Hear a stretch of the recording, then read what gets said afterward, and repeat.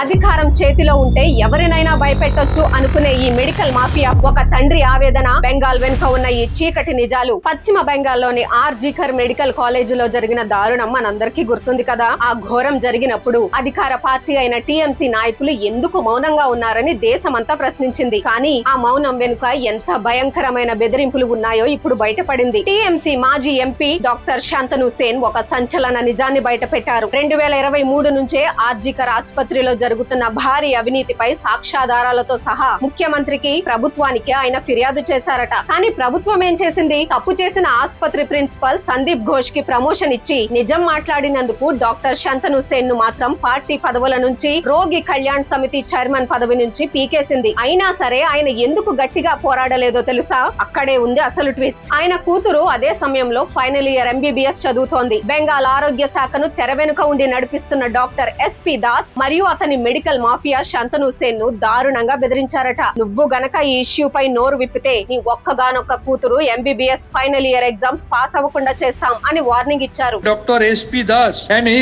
used to run the entire health racket using Dr. Sudipto Roy, Dr. Sushant Roy, Dr. Sandeep Ghosh. How your only daughter can pass the final MBBS as she was the student at that point of time. So I was forced to remain silent finally. ఒక ప్రజా ప్రతినిధి అయినప్పటికీ ఒక తండ్రిగా తన కూతురి భవిష్యత్తు కోసం ఆ మాఫియా ముందు ఆయన మౌనంగా ఉండిపోవాల్సి వచ్చింది. చివరికి ఆ దారుణాలను తట్టుకోలేక ఇప్పుడు నిజాలన్నీ బయట పెట్టారు. సొంత పార్టీకి చెందిన ఒక సిట్టింగ్ ఎంపీకి ఈ గతి పడితే ఇక సామాన్యుల పరిస్థితి ఏంటి? ఒక దారుణాన్ని కప్పిపుచ్చడానికి ఆడపిల్లల చదువులను, భవిష్యత్తును నాశనం చేస్తామని బెదిరించే స్థాయికి ఈ రాజకీయాలు దిగజారిపోయాయి. అధికారం చేతిలో ఉంటే ఎవరినైనా భయపెట్టొచ్చు అనుకునే ఈ మెడికల్ మాఫియాపై, రాజకీయ నాయకుల తీరుపై మీ అభిప్రాయం ఏంటో కింద కామెంట్స్ లో చెప్పండి. ఒక తండ్రి ఆవేదన, బెంగాల్ వెనుక ఉన్న ఈ చీకటి నిజాలు ప్రతి ఒక్కరికి తెలియాలంటే ఈ వీడియోను తప్పకుండా లైక్ చేసి అందరికీ షేర్ చేయండి. జై హింద్.